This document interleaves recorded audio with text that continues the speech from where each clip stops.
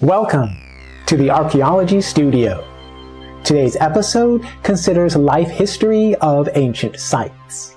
By the end of this episode, you will be able to discuss what we can learn through life history studies in archaeology. You can evaluate the limits of material observations and logical inferences, and you can clarify how any site-specific life history study relates with larger concerns of general research. This presentation will follow a narrative of what happened during the lifetime of ancient sites, known as Latte in the Mariana Islands, as one illustrative example of the life history approach in general. The scope here includes the original creations of sites, through their daily use, and eventually through their abandonment entering into the archaeological record. Life history studies or life cycle studies could be applied at any scale, such as for individual artifacts, sets of artifacts, whole sites, or even entire landscapes. Meanwhile, this approach can accommodate a range of variables in deliberate cultural actions, in coincidental byproducts of behaviors, and in natural occurrences that all affect the outcomes of the archaeological objects that we can examine. Life history studies in archaeology often refer to an operational sequence. In the international literature, this concept originated as the chaîne opératoire, referring to the sequence of actions that were responsible for the production, the use, and the discard of artifacts. As an intellectual construct, the chaîne opératoire has been attributed to André Leroi-Gourhan, who in fact made many contributions in archaeology and in life generally. In his larger body of work, Leroi-Gourhan was concerned with the role of technology in the human experience. He proposed that all people share a core ability to use technology that defines who and what we are as human beings, yet each cultural or ethnic group has developed its own characteristic expression of technology. In this view, the specific material findings at any archaeological site can reveal the individualistic expressions of technology for that particular case. In theory, those site-specific findings relate with the fundamental functional role of technology in the most general sense. Leroi-Gourhan developed these and other ideas while working with innumerable artifact collections. Perhaps his strongest impact with the chaîne opératoire was through examining the social acts involved in life histories of stone tools. Today, archaeologists use a number of variants of the chaîne opératoire approach. The basic concept, however, accords with Leroi-Gourhan's proposal that social actions follow a logical order and structure that we can study through material archaeological evidence. Here I would like to encourage a broad view of life history studies in archaeology. I will illustrate with one example in the Mariana Islands, but of course you could apply this approach in many different contexts worldwide. In the northwest tropical Pacific, the Marianas archaeological record extends at least as old as 1500 BC, but here I will focus on the portion of approximately AD 1000 through 1700. These later age sites are by far the most abundant in the local archaeological record. They are accessible on or near the ground surface, and they overlap with written history, oral traditions, language studies, and other lines of evidence. In every inhabited island of the Marianas, people had lived in houses raised on stone pillars, locally known as latte. By far the largest latte ever standing was at the House of Taga in the island of Tinian. The pillar stones here were more than 3 meters tall, topped by capital stones and presumably by wood and thatch of a house at one time. Latte now symbolize indigenous strength, cultural identity, and heritage. Their stylized images are depicted everywhere. They are featured in automobile license plates, 25-cent coins, and office buildings. In Guam, the Latte of Freedom stands more than 24 meters high at the Governor's Complex, where it is arguably the largest manifestation of a latte today. Latte are best known in the larger and populated southern islands of the Mariannes, namely in Guam, Rota, Tinian, and Saipan. The farther north islands of the Gani today are not inhabited regularly, but ancient ruins of Latte have been reported in every island as far north as Maug. Latte were among the first archaeological sites to be studied formally in the Pacific Islands region. In 1887, natural historian Antoine Alfred-Marche documented the House of Taga and several other Latte, at a time when those pillars and most of the capital stones still were standing in their original positions. During the 1920s, Hans Hornbostel undertook a systematic study of archaeology in the Mariannes, and he concentrated primarily on the Latte sites. Hornbostel recorded detailed maps, photographs, and engineering drawings of numerous Latte. Additionally, he excavated large areas in controlled layers, and he maintained a full catalog of those findings. Over the last several decades, countless Latte and associated elements of a Latte period landscape have been studied throughout the Mariana Islands. Today, Latte are recognized as material reminders of the last time when an indigenous cultural system had operated just prior to the intensive impacts of Spanish imperialism during the late 1600s. While the Latte represent ancient houses, they can be appreciated as parts of a larger cultural system or landscape, attested in the archaeological signature that spanned from approximately AD 1000 through 1700. In a larger geographic view, the Latte of the Mariannes can be recognized as one localized expression of a region-wide phenomenon of formalizing cultural traditions in stonework villages and monuments. These formalizations emerged throughout the Pacific Islands region after AD 1000. They strengthened the links between people and units of land, especially when households and entire villages were fixed in place with stonework constructions, monumental creations, and burials at those houses in specifically designated places that endured throughout repeated generations. Within the Pacific-wide pattern of stonework sites after AD 1000, the Latte of the Mariannes were unique in their form. They were made with stone pillars or haligi, topped by capital stones now known as tassa. Those stones were arranged in paired rows. Usually they were in pairs of 4 pillars, but rarely they are seen in as few as 3 or as many as 8 pairs. The wood and thatch elements of those houses have disintegrated long ago, and today only the stone elements survive. Often they are tumbled, displaced, and somewhat decayed. Consistently, Latte were made with their long axis parallel with the seashore or with a stream bank. The downslope side usually is interpreted as the front or face of the house. Different activity areas or sub-areas can be defined first by tracing the housing footprint. At most Latte, the densest concentrations of artifacts and midden tend to be found outside the housing footprints, typically on the downslope face or on either side of the house. Burial features most often were installed in the middle through the front side of Latte. These ancient houses did not exist in isolation. Rather, they were parts of village settlements and landscapes. Any number of Latte could be found among midden concentrations, workshops, freshwater sources, ritual use caves, and other features. Usually, Latte are found in clusters. A few Latte could be in each cluster, and perhaps a number of those clusters could have functioned as village communities at various scales. The surviving artifacts, midden, and other features could reflect how the households and communities operated or cooperated with their daily tasks and routines. Mostly, Latte and their associated features are visible on or near the surface.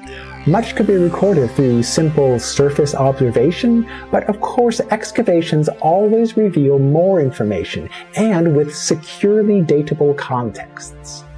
Often the sedimentary layers are shallow over the underlying bedrock, such as shown here at the Ritidian Site in Guam. In one area of this site, a Latte village was occupied for a few decades during the middle through late 1600s, and this snapshot in time could be documented in detail.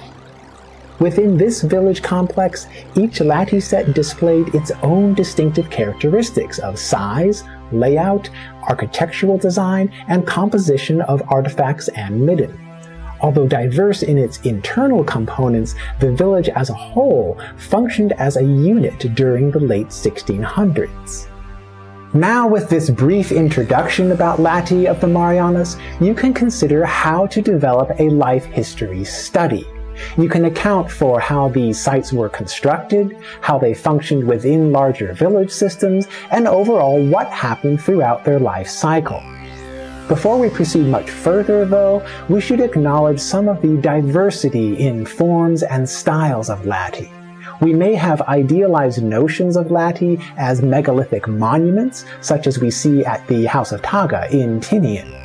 Nonetheless, we need to be aware of the range of sizes, shapes, and expressions of Latte. The most common raw material was coal limestone, especially in the larger southern islands of the Mariannes with extensive limestone formations. Most of those Latte were made with pillars about 1 meter tall, although some could be shorter, and usually at least one Latte stood noticeably taller in each community area. In the farther northern islands, volcanic stone was the most readily available raw material. One option was to use volcanic tuff, which could be cut and shaped. Another option was to gather large cobbles or small boulders from a natural beach surface. Generally, these Latte tended to be much smaller than their counterparts made of quarried limestone. Within the broad range of variability in Latte design, each village area tends to show its own architectural style, and each individual Latte can convey a sense of its own personality or its specific role within the village context. At this point, I would like to present a sequence of steps in the life cycle of Latte sites, beginning with the selection of the building locations and continuing through the abandonment of those sites. We will never know for sure about the actual thought process involved in selecting a site location for building a Latte, but we can look at the circumstances of the site settings, and we can look at the outcomes in the archaeological record.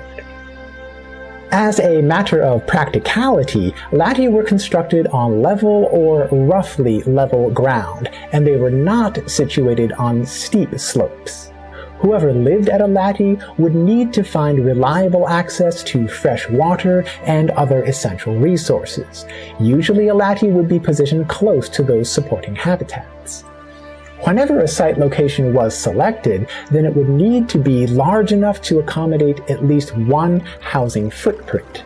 Additional houses could be built either at the same landform or within close enough proximity to function as part of the same household or community.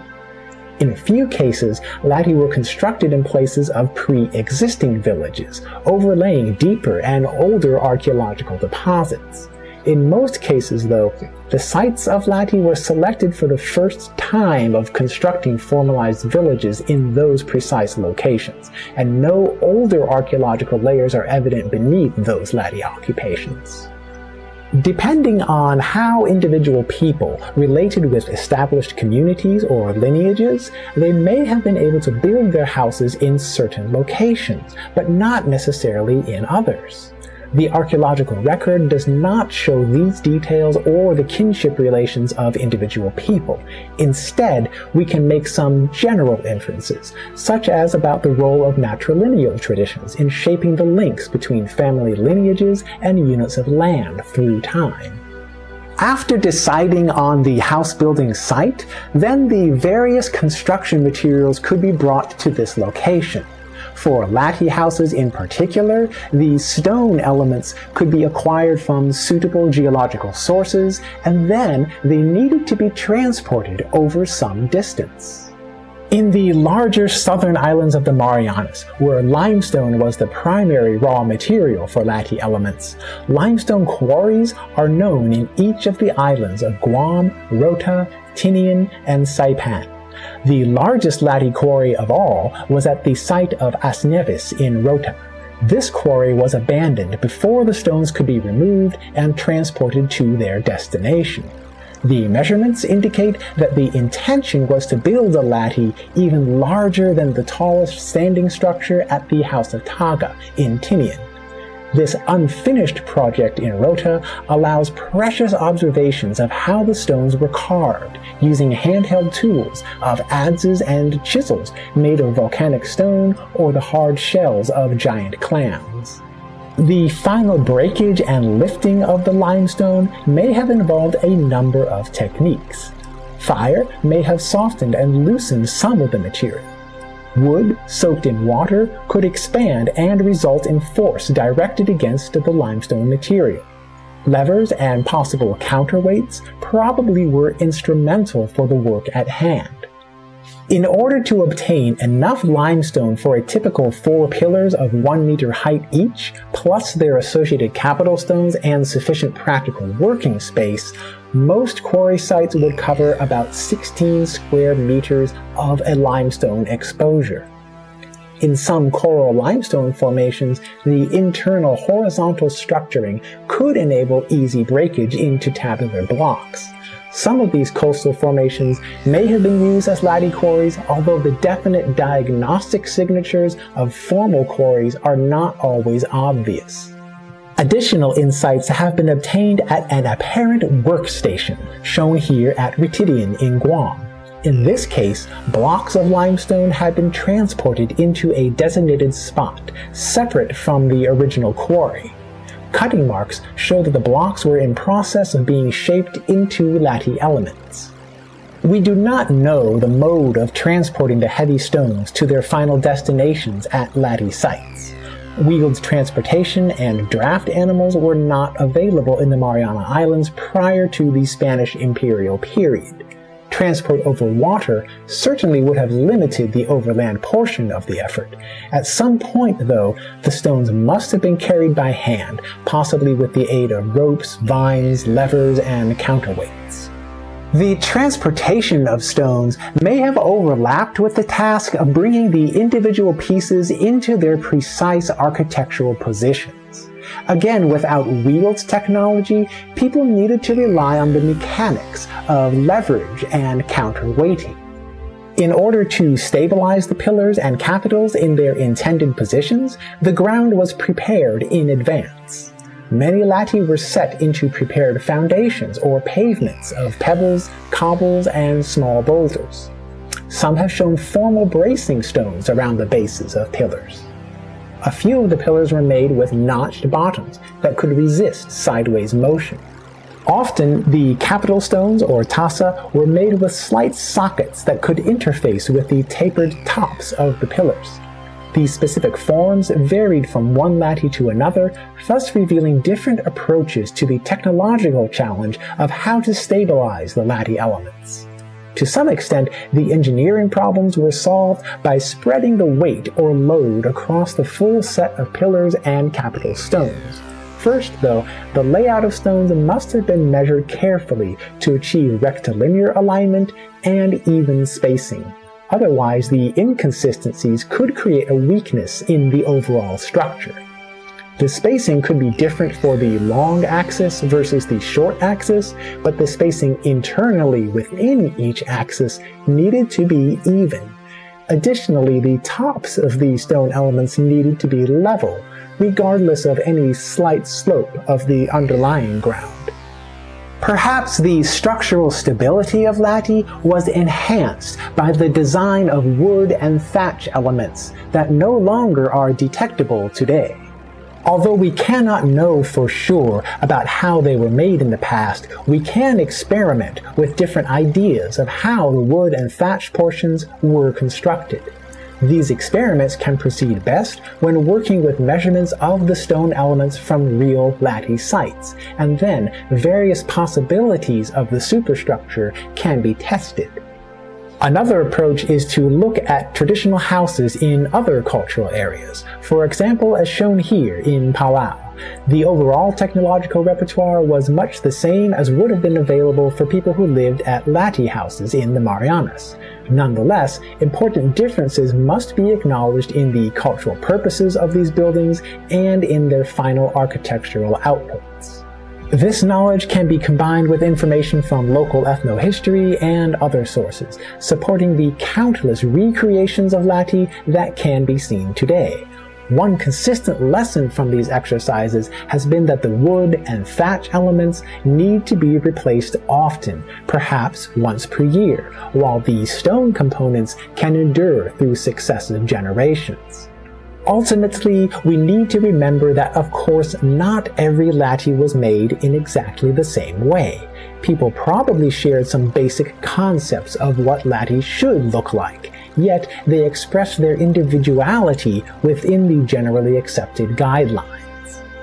Aspects of daily life varied among the numbers of Latte in each village. We notice differences in the constructions of Latte as well as in the compositions of artifacts and food middens. Latte functioned as houses in a general sense, but they were noticeably different from other houses in terms of their design, with stone capitals resting over stone pillars. Elsewhere in the Western Pacific and parts of Asia, houses were built on wooden posts or piles. Only rarely were stone pillars seen outside the Mariannes, and the use of stone capitals was known uniquely in the Latte of the Mariannes. The closest parallels with the Latte design are the post-raised grain storage houses in some parts of East and Southeast Asia. In Taiwan, for example, discs were fitted around wood posts, reportedly acting as guards to protect against rats raiding the storage of rice or millet. These protective discs often were made of wood, but sometimes they were shaped from stone. The house posts always were made from wood, not stone. Importantly, the discs did not rest atop the house posts, but rather they were carved with holes to fit around the house posts. If the designs of rat guards were part of the architectural heritage behind Latte, then the designs must have been modified when converting the wood house posts into stone pillars. In any case, we can acknowledge that other houses were made in the Mariannes for more than 2,000 years prior to any known Latte sites, and those older houses were made on raised wooden posts. In this context, Latte represented a fixing in stone after AD 1000, similar to other stonework constructions and monumental expressions throughout the Pacific Islands region around the same time. Concerning what actually had happened at these Latte houses, the written historical accounts mostly have been silent, or else they have been vague or in some cases contradictory.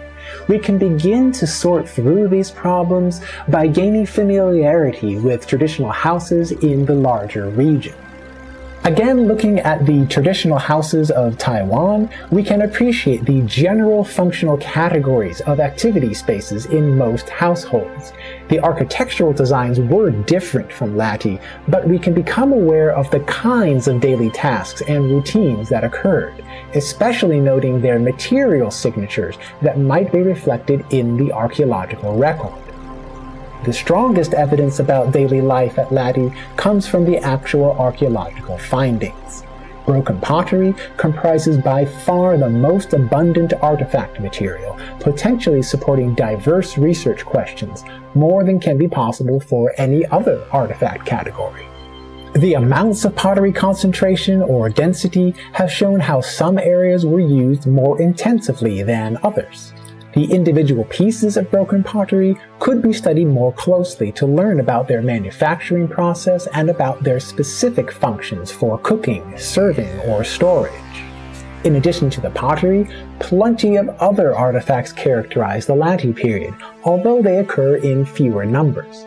Examples include slingstones, various forms of adzes and chisels, different kinds of fishing gear, pounders and pestles, abraders, containers for holding slaked lime powder, shell ornaments, and much more.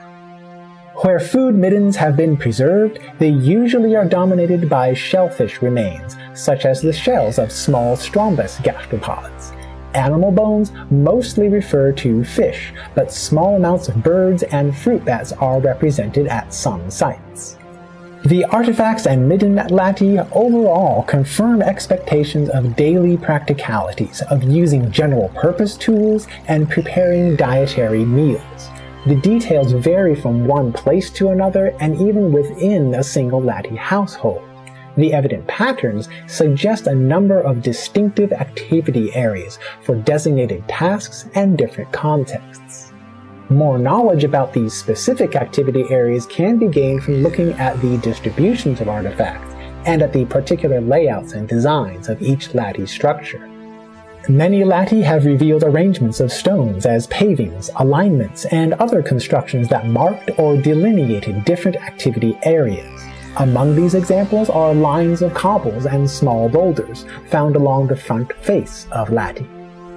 Grinding basins or lusong often were incorporated into the stonework designs. They could be made in a wide variety of shapes and sizes. The household lusong should be distinguished from the large and immovable permanent grinding basins that are found in special places, most notably at the entrances to ritual caves. With an awareness of Latte as parts of larger villages and landscapes, we can begin to contextualize the daily life activities at Latte in relation to the social organization, religious beliefs, and other operations of a full cultural system. These larger contexts reveal that most Latte functioned as ordinary practical households, while a few were distinguished by their unusually large size or special design. The extraordinarily large House of Taka in Tinian created a strong presence not only by its size, but also by its central placement. Other examples might be seen in the special attention to the shaping and design of Latte beyond their basic technical requirements. All of these cases were meant to impress the public, and they could suggest claims of higher status or perhaps the places of formal gatherings or events.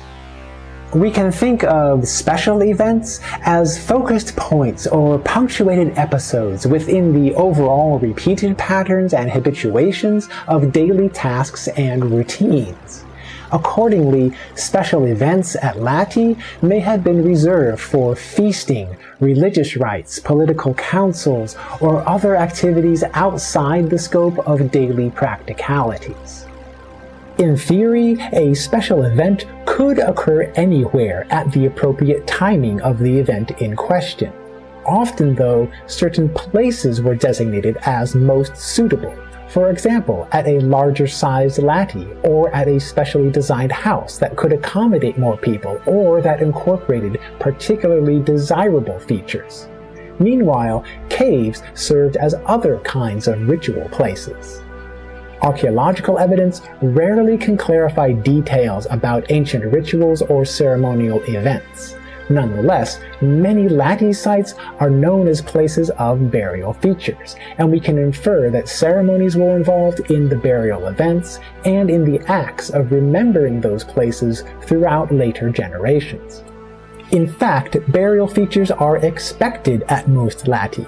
In the 1920s, Hans Hornbostel developed ideas about Latte as places of burials and feasting events, in addition to their technical functions as houses.